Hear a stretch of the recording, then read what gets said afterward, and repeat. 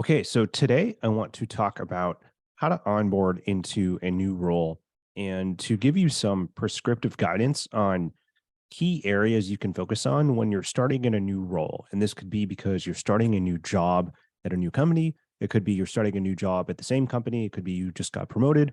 It could be you're starting an internship. But for all of these new opportunities, these transitions, these lessons do apply. And I think the context for this, and to start off, I think finding or getting a new job or joining a new company or starting something new, that's inevitably exciting. And you probably did a lot of work to get this opportunity, right? In the interview process, in terms of targeting the role or opportunity, in terms of building relationships. But now that you have the job, how can you make sure that you can start on the right path and ensure that you can be successful? And also, how can you make sure that you are being effective when you actually onboard? And as someone who has coached and advised almost thousands of employees who have gone through the onboarding process and also worked with managers who have had to onboard new employees, a question always comes up around what do I do or what steps can I take in order to be successful as I start a new opportunity?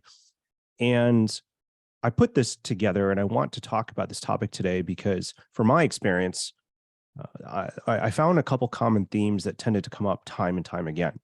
And what I wanted to do today is to give you some key focus areas that you can work on in order for you to be successful. And there are actually 8 in particular that I'm going to go through based off of, again, teaching thousands of employees how to start new jobs. And I'm going to walk through all of those and share all of those with you. But I want to give some context for why this is so important. And if we think about where we are today, when it comes with this idea of onboarding and starting new roles, there's a couple things that we have to keep in mind. And I have some statistics I want to share with you to really illustrate this point. There's some research out there. It's a combination of Gallup as well as SHRM, SHRM. Here's what we're hearing and what we're seeing with onboarding. About 31% of employees have quit a job in the first 6 months. About 88% said that formal onboarding wasn't offered. About 12% believed that onboarding was helpful. And then about 60% of people believe it took at least 6 months to onboard successfully into a new role. Now, you may think some of those stats are good, some of those stats are challenging, somewhere in between. But the net of it is that the impetus is on you as an employee to really make sure, regardless of what your company chooses to do or not do, that you're doing what you think you can do that's within your control in order to be successful. And your company must come to the plate, and they should. And believe me, I want companies to do more to be effective in this. But ultimately, at the end of the day, particularly if you want to be successful, you have to be the one that needs to be in the driver's seat to really take responsibility in terms of figuring out how do you onboard in the right way and how do you make sure you get integrated into the role and into the company. And in my work, there are a couple common themes I see in terms of where people fall kind of short in terms of how this doesn't necessarily pan out to the way that you want it to. So first and foremost, they don't necessarily get to know the organization as well as they could. That means that they have every intention of wanting to be successful and wanting to do a lot of things that would enable them to, quote unquote, be successful, but they fail to think about or get to know the environment, the culture, and the norms of the organization before they start jumping in and starting to do things. And having the right technical skills in order to be effective is really important, but having a context of the larger and broader organization that you're part of is so critical when you're just starting a new role. The second kind of bucket of challenges that come into play really fall on this bucket of relationships, right? In terms of not necessarily having the right set of relationships in order to be effective in the role. And this can be for a multitude of reasons, either that they never make time to build those relationships. That is one common one. And another common one is that they spent too much time getting a large quantity of relationships, but not necessarily getting the depth or the quality relationships that they need. Organizations are just a mixture of people working towards shared goals. Relationships are absolutely critical, and particularly when you're new. And so this is a common mistake, an area of challenge that people make. The third is around being able to identify their own internal measures of success. And what this means is this just not necessarily thinking through what success looks like internally for a person. When you take a new role, clearly there's a reason why you took it. And just not necessarily having enough clarity around really making sure that you have your own motivations and your understanding of your own career aspirations for why you wanted to take a role. And then last but not least, external measures. And these broadly, both of these can really be bucketed up to this idea of just not necessarily having clear expectations, either for yourself or understanding the clear expectations for you for how you're going to be measured or how you're going to be evaluated. And those are where the common themes kind of fall short. Now, there's one that's missing and one that really is the driver and the impetus for all of this. And that is this. It is my observation that people tend to struggle in, at least at first, or struggle with onboarding because they actually try to do too many things and they try to do all the things versus not necessarily doing enough. And what they really miss is this chance to really focus on the right set of activities that will lead to them being able to be effective in their role. And so what I want to be able to do with you is to share what I think are eight or so key areas of onboarding into a new role that if you focus on these, you will start to see the most impact as you're onboarding in terms of being able to understand the lay of the land, being in terms of building the right relationships, in terms of actually being effective in terms of doing your job. And so I'm going to walk through all 8 of those at a very high level and give you some examples of what I mean. That way you have what it takes to be effective as you're onboarding into a new role. So let's start with number 1. Number 1 is this idea of being able to define your role. Many new employees want to succeed and want to jump into getting things done and delivering value. And in certain cases, that can be super important. This is especially true if you're going to a startup or a very chaotic or high growth environment where you really do need to just take a seat and get to work. But not everyone goes into those environments. Instead, what you really want to do before you really want to take action, you actually need to understand what you're working towards. So really being able to really understand what it is you're working on, why it's important, what the kind of key measures of what good looks like for what you're doing, and just being really crystal clear on that, that's going to help you make sure that you can actually deliver on that once you get started. And really honing in on this is really being able to ask really some basic elementary questions around why am I here? What is the role of what is the goal of my role? Things like that, which may seem really basic, but getting you an understanding with that and really working with your manager around that is super, super important and often overlooked. Lesson number 2 is this idea of being able to build a small amount of the right relationships. So inevitably, you want to build relationships with key people in your company, but meeting people for the sake of meeting people takes a lot of time and effort. And meeting one-offs here and there is fine, but in order to actually be effective in your work, you're probably going to rely on a small number of relationships. And so your goal should be here is to really identify and prioritize the relationships that you want to build with other people. And it may be not everyone at once, and that's okay. You'll have much time later on to do a lot more, but really finding those key people, whoever they are, based off your role, and really starting to lay the groundwork so that you can have a sense of trust and connection with those key people once you get started. And I think the best place to start with that certainly is your manager and the person that hired you, who can often help you in terms of identifying who those people are and even helping make introductions and the like. The third is this idea of being able to immerse yourself in the company culture. Now, odds are, if you were interviewing for this role as a new employee to the company, you got to know the company a little bit and the company culture a little bit in the interview process. And if you work at this company already, you probably have a bit of an understanding. But now that you're there, this is learning not only what is said, but how things that get done, what behaviors get rewarded, and the actions that people take. And it really is about learning about those values, those behaviors, and actions that are championed and rewarded, as well as even respect within the company.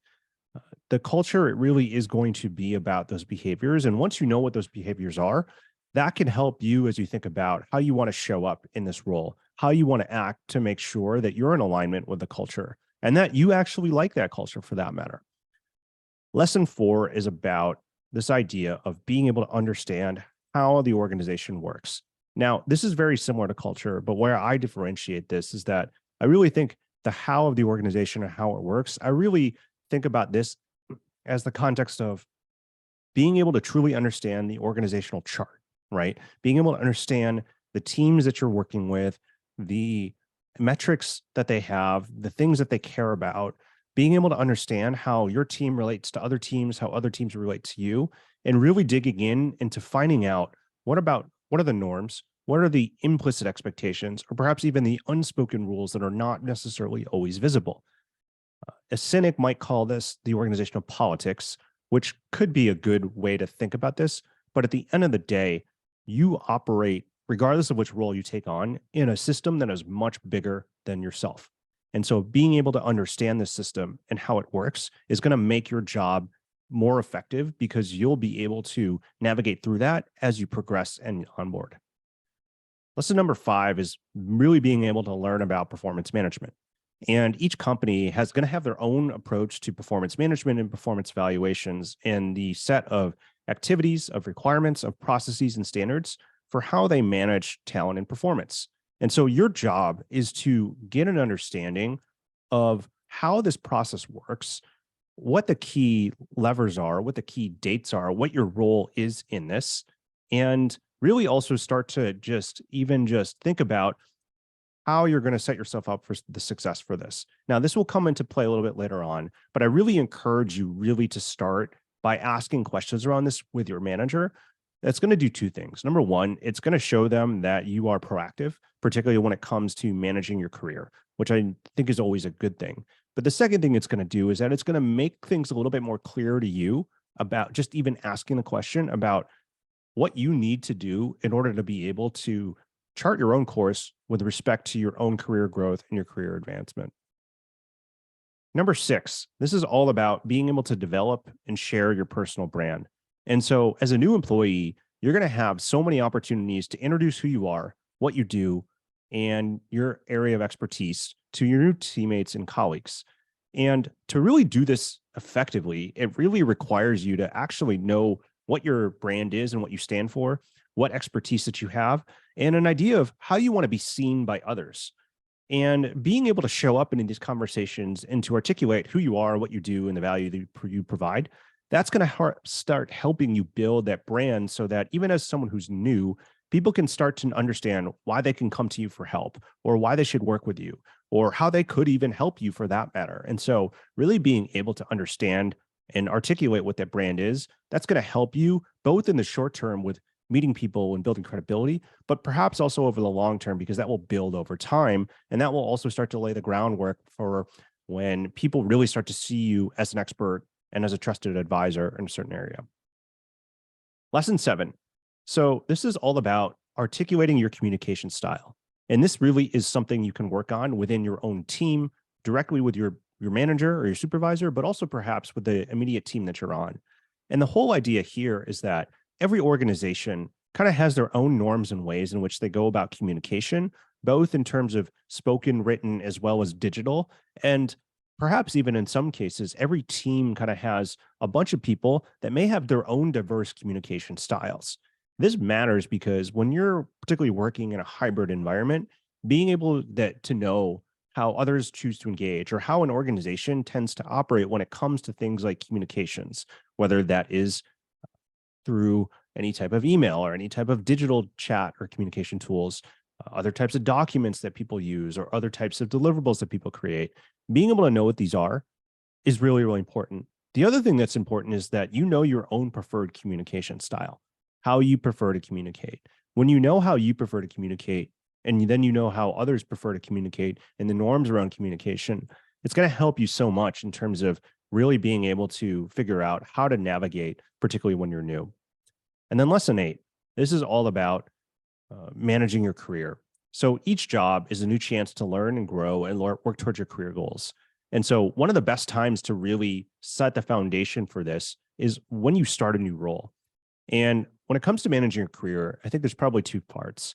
The first part is a little bit more internal and really thinking about what it is that you want to achieve and how you want to take the direction of your career by the very nature of taking this role. So getting some clarity around what that is or taking the time to think about what that is, that's a really good first step.